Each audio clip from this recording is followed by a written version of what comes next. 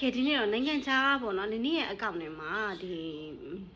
လာမေးကြတဲ့သူတွေအများကြီးရှိတယ်နိုင်ငံခြားကိုပြောင်းရွှေ့ပြီးတဲ့အခါကျတော့မှနေထိုင်ချင်တာအဲ့ဒီထဲမှာအချက်၃ချက်ပဲရှိတယ်ဒီအချက်၃ချက်ကတော့လူတိုင်းနဲ့ပြေးမလို့ဘူးပေါ့နော်နံပါတ်1အချက်ကတော့ဝင်ငွေပိုရခြင်းလို့နံပါတ်2အချက်ကတော့ experience ပိုရခြင်းလို့နံပါတ်3အချက်ကတော့ကိုယ့်ရဲ့နိုင်ငံသားကိုပြောင်းပြစ်လိုက်ခြင်းလို့ပေါ့နော်ဒီ၃ချက်နဲ့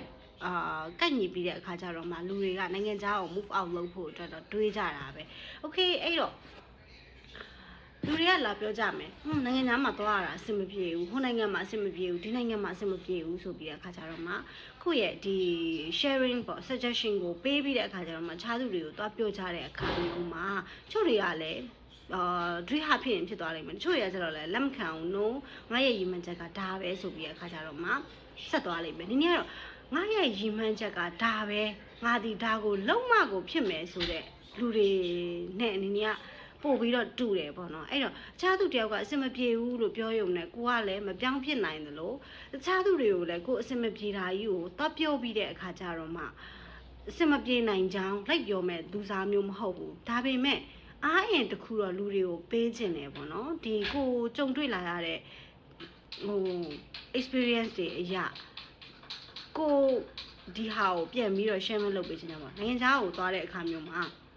ကိုယ့်ရဲ့အရှိရလူတွေကကိုယ်မလာဘူးပြောကြတယ်မလုပ်ဖို့ပြောကြတယ်ပေါ့ဒါပေမဲ့ကိုလုပ်ခဲ့တဲ့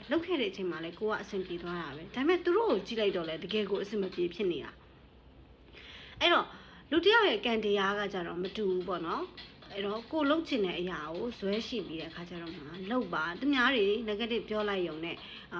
လက်မလျှော့ပါနဲ့လို့ဒီအမြဲတမ်းပြောခဲ့တယ်ပေါ့နော်โอเคအဲ့တော့အခုနိုင်ငံသားတွေကိုသွားကြမယ်ဝင်ငွေနဲ့ထွက်ငွေရှာချင်တဲ့သူတွေအတွက်ကငွေရမယ့်နိုင်ငံကိုပဲသွားရမှာ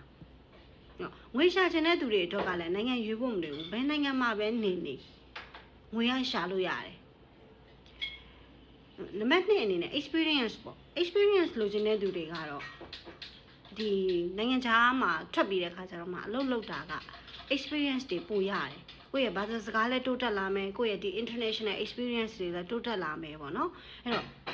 နံပါတ်3အချက်အနေနဲ့ပေါ့နော်โอเคဒီယူရိုပဘက်ကနိုင်ငံအသေးလေးတွေကိုယူရိုပဘက်ကနိုင်ငံအကြီးတွေကိုပြောင်းချင်တာဒါပေမဲ့ပြောင်းချင်ပေမဲ့ဓာတ်ရိုက်ကြီးဒုံးဆိုခုန်တက်လို့မရတဲ့အတွက်နေတို့အခုဒီရှာဖွေပြီးတဲ့အခါကျတော့မှပြောပြထားတဲ့အချက်အလက်တွေကနေအခုဆိုလို့ရှိရင် Czech နိုင်ငံတို့ Romania တို့ Lithuania တို့ Malta တို့ဒီနေ့အကောင့်ထဲမှာအများကြီးကိုတင်ပေးခဲ့တယ်ပေါ့နော်ဒီနိုင်ငံတွေနဲ့ပတ်သက်ပြီးတော့လေ့လာသုံးသပ်ချက်တွေအများကြီးကိုတင်ပေးခဲ့တယ်အဲ့တော့ဒီလေ့လာသုံးသပ်ချက်တွေကိုကြည့်ပြီးတော့နားထောင်ပြီးတဲ့အခါကျတော့မှကိုသွားတင်လားမသွားတင်ဘူးလားဆိုတာစဉ်းစားရမယ့်အချက်တွေပဲလေအဲ့တော့နေ့ရဲ့ဒီ comment တွေအောက်မှာ negative comment တွေကိုလာပြီးတော့မှရေးနေတဲ့သူတွေကိုတခုပြောချင်တယ်ပြောချင်တာကြတော့ဘာလဲဆိုတော့ကိုယ်အဆင်မပြေဖြစ်တာနဲ့တခြားသူအဆင်မပြေနိုင်တော့ဘူးလို့လုံးဝထင်နေတာမျိုးอ่ะမကောင်းပါဘူးเนาะဘာလို့လဲဆိုတဲ့အခါကျတော့နိုင်ငံခြားရောက်ပြီးတော့အဆင်ပြေနေတဲ့သူတွေအများကြီးပဲလူတိုင်းကကိုယ့်ရည်မှန်းချက်နဲ့ကိုယ့်ဘာသာကိုသွားနေကြတာအဲ့တော့ယူရိုအဆင်မပြေတာကိုလိုက်ပြီးတော့တခြားသူလည်းအဆင်ပြေမှာမပြေဘူးလို့မထင်ပါနဲ့အဲ့တော့ယူရိုအတွက်ငွေကအရေးကြီးပေမဲ့တချို့တွေကကျတော့ဒီနိုင်ငံသားကိုပြောင်းပစ်ချင်လို့ကိုနိုင်ငံခြားသွားဖို့အတွက်ဆုံးဖြတ်လိုက်တာအဲ့တော့ကိုယ်အဆင်မပြေတာကိုကြည့်ပြီးတဲ့အခါကျတော့မှ